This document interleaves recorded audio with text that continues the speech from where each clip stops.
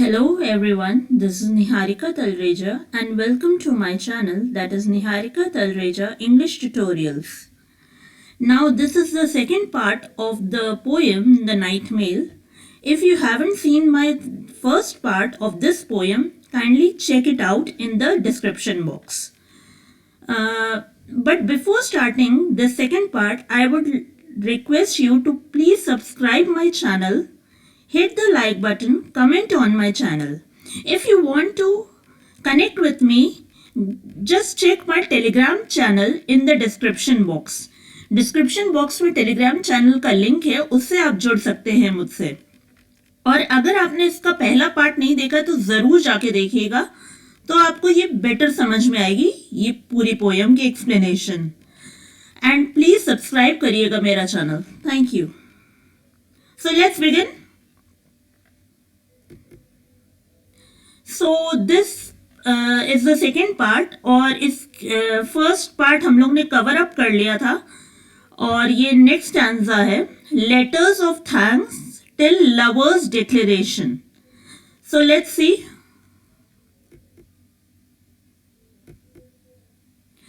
Night mail delivers all types of post. These are, मतलब night mail हर तरीके के पोस्ट डिलीवर कर रही है लोगों को, मेल्स डिलीवर्स कर रही है लोगों को. डिलीवर मतलब पहुंचा रही है. और कौन कौन से लेटर्स या फिर कौन कौन से मेल्स, कौन कौन से पोस्ट कर रही है, वो इस पूरे स्टैंजा में पोएट ने बताया है. Let's see. पहले टाइप के जो लेटर्स उन्होंने डिस्कस किए हैं, letters of gratitude and letters from financial institutions. मतलब लेटर्स ऑफ ग्रैटिट्यूड मतलब कोई थैंक्स गिवन लेटर है, मतलब कि कोई काम किसी ने किया है या फिर कोई किसी को थैंक कर रहा है किसी चीज के लिए, तो उस टाइप के लेटर्स हैं. और letters from financial institution. Financial institution जो कि आपके पैसों के जरिए आपकी मदद करते हैं, जैसे कि बैंक्स.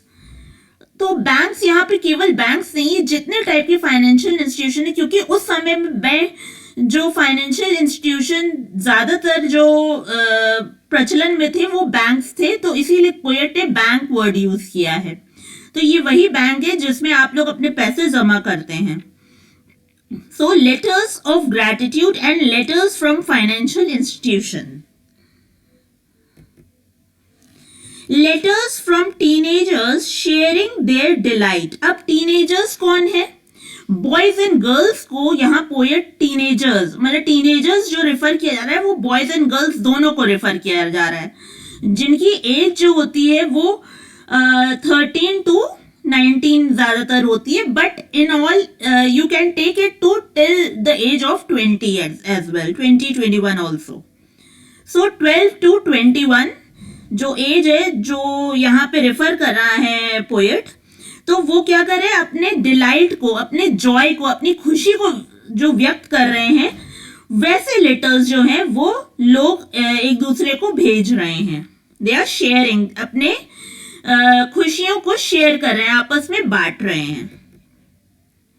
फिर business documents to verify goods और इनवाइट्स टू विजिट रिलेटिव्स. मतलब ऐसे बिजनेस डॉक्यूमेंट्स, ऐसे इनवाइट्स हैं जो कि लोग भेज रहे हैं ताकि वो उनके स्टॉक, जो भी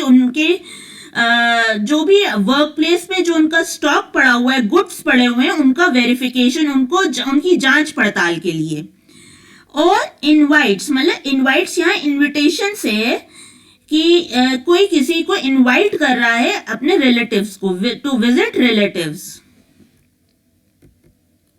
फिर formal letters for different circumstances and positions. मतलब फॉर्मल लेटर्स, आपको पता होगा जब भी कोई जॉब के लिए जाता है तो वहां पे रेज्यूमे होता है, रेज्यूमे के साथ एक कवर लेटर या फिर यूं कहिए कि एक चिट्ठी टाइप की दी जाती है. तो वो मेल जो है, मेल्स लेके जाती हैं. आज भी जब हम लोग पोस्ट करते हैं तो हमारे लेटर्स जो है, पोस्टमैन जो है वो मेल के थ्रू ही भेजता है. तो फॉर्मल लेटर्स, वो किस टाइप के लेटर्स है? फॉर्मल लेटर्स, क्योंकि जॉब इंटरव्यू के लिए जो भी लेटर्स जाएंगे वो फॉर्मल लेटर्स जाएंगे. तो formal letters for different circumstances, मतलब कि कुछ कहीं कहीं कोई प्रॉब्लम हो गई है तो उसके लिए भी फॉर्मल लेटर्स चलते हैं, और पोजीशन यानी कि जॉब पोजीशन के लिए भी लोग जो हैं ये फॉर्मल लेटर्स भेजते हैं कि वो एक्वायर कर सके वो जॉब उनको मिल सके। तो एप्लीकेशन का मतलब यहाँ पे फॉर्मल लेटर्स से है। Next, letters of confessions of love from shy lovers, मतलब यहाँ पे जो बेसिकली ये लव लेटर्स की बात हो रही है, लेटर्स ऑफ कन्फेशन, जिसमें आप अपना लव जो है अपने पार्टनर को बताते हैं और वो पार्टनर फेस टू फेस आपको कन्फेस नहीं कर सकता, तो वो लेटर्स भेज के, ताकि वो किसी का चेहरा ना, वो चेहरे आई कांटेक्ट ना मेंटेन हो, तो उसके लिए वो क्या करते हैं, वो लेटर्स भेजते हैं। तो letters of confession of love from shy lovers, कैसे लवर्स है, शाय लवर्स है, टिमिड लवर है, जो कि सामने से आप अपना लव जो है कन्फेस नहीं करना चाहते। Next, and gossip till aunts तक ये आपका है। So let's begin. Letters containing chit chats, मतलब इधर उधर की जो बातें होती हैं कि यहाँ क्या हुआ, वो क्या हुआ, उधर क्या हो रहा है, इस टाइप की जो दुनिया भर की बातें जिनसे जो कि बस सुनने में अच्छी लगती हैं, उन टाइप की बातों को गॉसिप या फिर चिट चैट कहा जाता है। Of from all over the world and news of different situations and money matters, मतलब कोई भी सिचुएशन, कोई भी ऐसी दिक्कत आ गई हो, वैसे लेटर्स कोई एक दूसरे को भेज रहा है, या फिर कुछ ऐसे लेटर्स जो कि मनी मैटर्स यानी कि पैसों की लेन देन के बारे में होते हैं, वैसे लेटर्स भी वो नाइट मेल लेके जा रही है। Next, letters describing holidays along with associated photographs, मतलब अब कोई ऐसे लेटर्स भी हैं जो कि फोटोग्राफ्स के साथ अटैच कर दिए गए हैं, मतलब आप जैसे ईमेल जब भेजते हैं तो नीचे अटैचमेंट होता है, तो उसमें आप कुछ भी डाल सकते हैं, उसी तरीके से एनवलप में या फिर कोई भी लेटर्स के जरिए कोई अपनी फोटोग्राफ भी डाल देता है, और उससे रिलेटेड जो भी हॉलीडेज उन्होंने वहां जाके मनाए हों, वैसे फोटोग्राफ्स हैं, तो उनके साथ, और वो उनकी बातें जो वहां पे हुई होंगी, तो वो सब डिस्क्राइब करते हैं, वो चीज बताते हुए उन लेटर्स में ऐसे लेटर्स भी वो भेज रहे हैं। Next, letters of complain and anger, मतलब ऐसे लेटर्स जो कि शिकायत कर रहे हैं और अपना गुस्सा व्यक्त कर रहे हो, वैसे लेटर्स भी लोग एक दूसरे को भेज रहे हैं। Next, letters from close and distant relatives, मतलब लेटर्स फ्रॉम क्लोज रिलेटिव्स, मतलब जो पास के रिश्तेदार है, और डिस्टेंट मतलब दूर के जो रिश्तेदार हैं उनको भी लेटर्स भेज रहे हैं लोग।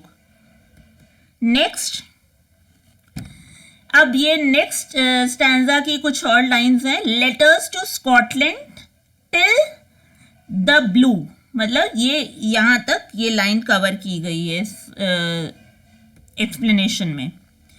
Letters are reaching Scotland from distant places and like the south of France, मतलब कोई फॉरेन लैंड्स, मतलब कि स्कॉटलैंड में केवल ऐसा नहीं है कि स्कॉटलैंड के ही लेटर्स हैं, वो फॉरेन कंट्रीज के यानी कि साउथ ऑफ फ्रांस के भी लेटर्स जो हैं, डिस्टेंट प्लेसेस मतलब दूर दूर की प्लेसेस से भी वो लेटर्स आ रहे हैं स्कॉटलैंड में। तो कहाँ से आ रहे हैं, साउथ ऑफ फ्रांस से आ रहे हैं। Next, letters to the hilly areas and valleys consoling the deaths of dear ones, मतलब अब यहाँ पे हिली एरियाज हाईलैंड्स को क्या क्या है, मतलब कि ऐसी जगहें जो कि हाईलैंड मतलब कि जो माउंटेनियस या हिली एरियाज पे ऐसे शहर भी होंगे, ऐसी जगहें भी होंगी जो कि थोड़ी सी ऊंचे जगहों पे होंगी। तो हिली एरिया से भी आ रहे हैं और ऐसे भी आ रहे हैं जो कि वैलीज, मतलब कि थोड़ा सा निचला इलाका, लो लैंड्स हैं, तो वहां से भी वो लेटर्स जो हैं भेजे जा रहे हैं। तो वहां से भी आ रहे हैं और वैलीज की तरफ भी जा रहे हैं। और कैसे हैं वो? कंसोलिंग, मतलब कंडोलेंस के वो लेटर्स है। कंडोलेंस मतलब वो कंसोल, जैसे नहीं होता है कि किसी की डेथ हो जाती है तो हम लोग सांत्वना देते हैं, किसी को कंसोल करते हैं, तो किस पे करते हैं? वो डेथ पे करते हैं। डेफिनेटली कंडोलेंस हमेशा डेथ पे ही होता है। तो वो उसको कंसोल करने वाले ऐसे लेटर्स भी भेजे जा रहे हैं। Next, letters from foreign lands, मतलब फॉरेन मतलब कि जो फॉरेन कंट्रीज है, फॉरेन लैंड्स का यहाँ मतलब है foreign countries, to the islands of हिब्रिड्स।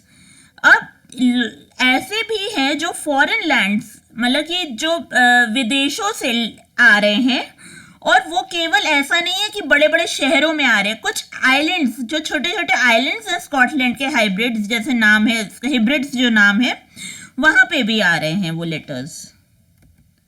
Next, the letters are written in papers of different colours, मतलब कि वो लेटर्स के जो पेपर्स हैं वो डिफरेंट, अलग अलग कलर्स के। ह्यू का मतलब यहाँ पे कलर्स के, वेराइटी ऑफ कलर्स, तो different colours like pink, violet, white and blue. तो कौन कौन से कलर्स है वो लेटर्स के? पिंक है, वायलेट है, वाइट है एंड ब्लू है।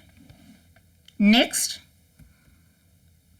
The chatty till spelled all wrong. The letters vary in nature, मतलब अलग अलग तरीके के लेटर्स है। कैसे लेटर्स हैं? अलग अलग बातें कही गई हैं उन लेटर्स में। कैसी बातें कही गई हैं वो देखते हैं। टॉकेटिव, बहुत बातूनी, मतलब कि बहुत ज्यादा चैटी, बस बोल, जैसे नहीं होता है, जैसे अगर फेस टू फेस अगर हम लोग बात करते हैं तो कोई इंसान होता है बहुत बकबक करता है, तो वो टॉकेटिव टाइप के लोग होते हैं, तो उसमें बस बातें ही बातें लिखी हुई हैं।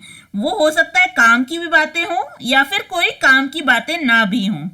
तो और कैसे हैं? अनकाइंड, मतलब जो कि बातें अच्छी नहीं है, काइंड वर्ड्स नहीं यूज किए गए हैं, बहुत ही रूड तरीके से बात की गई है उसमें, अनकाइंड वर्ड्स को बोला गया है। या फिर डल, बहुत ही बोरिंग सी बातें, बिल्कुल डल सी, जो अच्छी नहीं लग रही, बस पढ़ने लोग पढ़े तो बोर हो जाए, उसको पढ़ते पढ़ते सो जाएं, इस टाइप की बातें। फिर और एडमायरिंग, मतलब किसी को प्रेज करना, एडमायर करना, अडोर करना, ऐसी बातें भी उन लेटर्स में हैं। Next, some mails are straightforward, बिल्कुल स्ट्रेट फॉरवर्ड है, जो बात करनी है स्ट्रेट फॉरवर्ड, 2 लाइन वाली बातें, ऐसी बातें भी हैं। सम फॉर्मल, कुछ फॉर्मल लेटर्स हैं, यानी कि जो ऑफिसर्स में लिखे जाते हैं वैसे letters. While others are outburst of emotion, मतलब कुछ ऐसे लेटर्स हैं जो अपने दिल की बातों को खोल के रख दे रहे हैं, जो जिसके मन में जो चल रहा है वो बता दे रहा है। जैसे आप लोग अपने पेरेंट्स को अपने मन की बात बता देते हैं, और कई बार ऐसी बातें होती है जो कि आपको अच्छी नहीं लगती है, तो बिल्कुल इमोशनल हो जाते हैं उसको लेके, तो वो आउटबर्स्ट ऑफ इमोशन, अपने पूरे विचार को व्यक्त करने वाले, ऐसे इमोशंस को अपने व्यक्त करने वाले ऐसे लेटर्स हैं। Content of some letters are witty, few are foolish, and vary in length, मतलब जो भी उन लेटर्स में लिखा हुआ है, या तो वो बहुत ही विटी, क्लेवर बातें, बहुत ही समझी हुई चालाक बातें, क्लेवर बातें हैं, विटी बातें हैं, या फिर कोई ऐसी बेवकूफ़ी, स्टूपिड बातें हैं, या फिर कुछ छोटे लेटर्स शॉर्ट भी हैं और कुछ बहुत लॉन्ग है, यानी कि दे वेरी इन लेंथ, मतलब कुछ ऐसे पेपर है जो एक पैराग्राफ में खत्म हो जा रहे हैं, और कुछ ऐसे हैं एक लाइन में खत्म हो जा रहे हैं, और कुछ ऐसे हैं जो कि 3 पेज में भी खत्म नहीं हो रहे, ऐसे लेटर्स, मतलब दे वेरी इन लेंथ। फिर letters are typed and printed, मतलब उन लेटर को टाइप किया गया। तब के ज़माने में टाइपराइटर, कंप्यूटर नहीं होते थे तो टाइपराइटर पे टाइप किया जाता था। तो they are typed and printed, उसका प्रिंट पूरा निकाल लिया था। Some of them having misspelled words, मतलब कुछ ऐसे वर्ड्स भी हैं जो कि स्पेलिंग जिनकी गलत है, क्योंकि टाइपराइटर से टाइप किया जाता था। तो आज के ज़माने में तो आपके पास जो भी टाइप करते हैं तो आप उसको मिटा के उसको सही कर सकते हैं, बट तब के ज़माने में अगर एक बार आपका टाइप हो गया तो उसको मिटाना मुश्किल होता था। तो वो वर्ड्स कई लोग ऐसे ही छोड़ देते, मिसस्पेल्ड, या फिर कभी गलती भी हो जाती थी, स्पेलिंग मिस्टेक्स हो जाती थी, तो वो ऐसे ही भेज दिए गए हैं। Next, thousands are till their dreams. Many people are still asleep, मतलब नाइट मेल अपना काम कर रही है, क्योंकि ये रात का समय है तो लोग आराम से सो रहे हैं, अभी भी सो रहे हैं। फिर they are either dreaming of scary things, कुछ डरावने ड्रीम्स वो देख रहे हैं, मॉन्स्टर्स के ड्रीम्स देख रहे हैं, बहुत डरावने ड्रीम्स देख रहे हैं। और some get together along with their friends at tea shops, namely Cranston और क्रॉफोर्ड, हैविंग म्यूजिकल बैंड। अब क्या होता था कि स्पेशली ब्रिटिश कल्चर में जो टी शॉप्स होती थी वहाँ पे लोग गेट टुगेदर केवल नहीं करते थे, वहाँ पे एक बहुत बड़ा म्यूजिकल बैंड, मतलब अक्सर ऐसा होता था कि जहाँ पे लोग ज़्यादा गेट टुगेदर करें, जहाँ पे लोग ज़्यादा चाय पीने आए या पार्टी करने आए, वैसी जगहों पे, होटल्स हो गए या फिर कोई टी कैफ़े हो गया, तो वहाँ पे बैंड का अरेंजमेंट होता था जो में लोग बजाते थे, मतलब कि कई सारे इंस्ट्रूमेंट्स होते थे, लोग उसमें सॉन्ग्स जो थे different different types of songs बजाते थे। तो वो वही कह रहा है कि कई लोग गेट टुगेदर के बारे में, अपने जो गेट टुगेदर या party sort of a thing, जो एक दूसरे अपने फ्रेंड से जो मिलने गए हैं टी शॉप्स पे, और उनमें टी शॉप का नाम दिया हुआ है ये क्रैंस्टन एंड क्रॉफोर्ड। तो यहाँ पे वो क्या कर रहे हैं, वो वहाँ पे मीटिंग कर रहे हैं, अपने दोस्तों से बातचीत कर रहे हैं।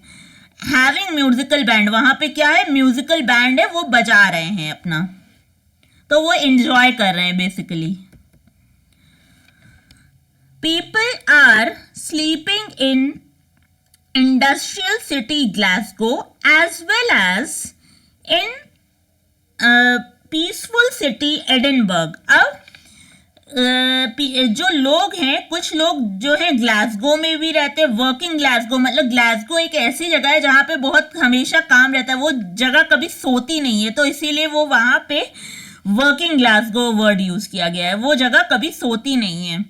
तो ग्लासगो क्या है, इंडस्ट्रियल सिटी है, वहाँ पे इंडस्ट्री है बहुत बड़ी बड़ी, as well as peaceful city Edinburgh. Edinburgh जो है वो बहुत ही शांत सिटी है, जो बहुत ज़्यादा, अब देखिए वर्किंग सिटी क्यों है, क्योंकि वहाँ दिन रात काम होता रहता है, और पीसफुल सिटी क्यों है, वहाँ पे कोई ऐसा कोई इंडस्ट्री नहीं है, और वेल सेट सिटी है, बहुत ही डेवलप्ड सिटी है। जैसे डेवलप्ड सिटी ग्लासगो भी है, बट वेल सेट का यहाँ मतलब है पीसफुल सिटी, बिल्कुल शांत है, और वो वहाँ पे क्या है, वो वहाँ पे हमेशा काम ही चलता रहता है। तो वहाँ पे भी सब लोग सो रहे हैं, क्यों सो रहे हैं, क्योंकि उस वक्त रात का समय है। Next, in Aberdeen also famous for its granite. अब एबरडीन जो है वो भी एक सिटी का नाम है, एक जगह का नाम है स्कॉटलैंड में, जो कि फेमस है अपने ग्रेनाइट पत्थरों के लिए। मतलब वहाँ के जो ज़्यादातर बिल्डिंग हैं, जो पुरानी बिल्डिंग्स है, वहाँ पे ग्रेनाइट का बहुत यूज़ किया गया है अंदर, मतलब कि अंदर कंस्ट्रक्शन में ग्रेनाइट के पत्थर बहुत यूज़ किए गए हैं, इसीलिए एबरडीन को सिटी ऑफ ग्रेनाइट भी बोला जाता है। तो in Aberdeen also famous for its granite, मतलब बिल्डिंग्स, ग्रेनाइट बिल्डिंग्स के लिए वो बहुत फेमस है। People are sleeping and dreaming, मतलब वहाँ पे लोग सो रहे हैं और अपने सपने में मग्न हैं। Next, and shall wake till himself forgotten. Now this is the last stanza's few last lines.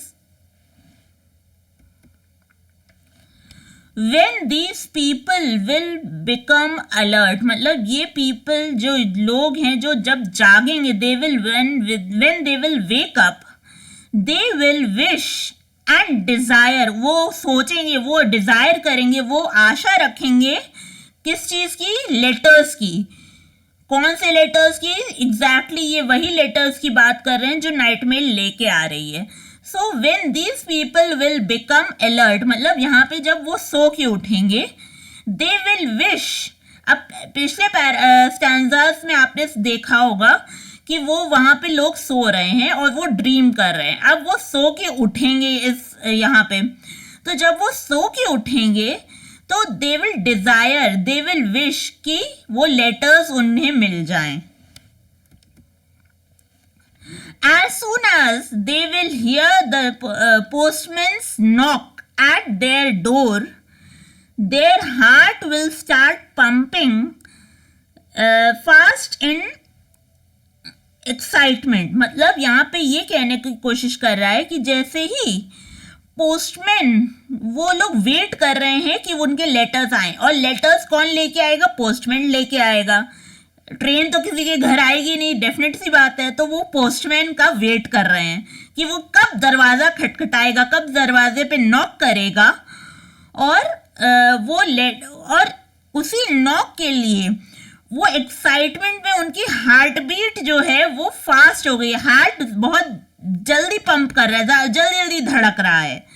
तो वो वही कह रहा है कि as soon as they will hear the postman's knock at their door, अपने पोस्टमैन की जब नॉक सुनेंगे अपने डोर पे, तो वो क्या करेंगे? Their heart will start pumping. Heart उनका जो है वो पंप करने लगेगा. कैसे पंप? एक्साइटमेंट, इतनी खुशी, इतना एक्साइटमेंट होगा लोगों के मन में कि वो वेट नहीं कर पा रहे कि कब आए और कब वो पढ़े वो लेटर्स को. These conditions are because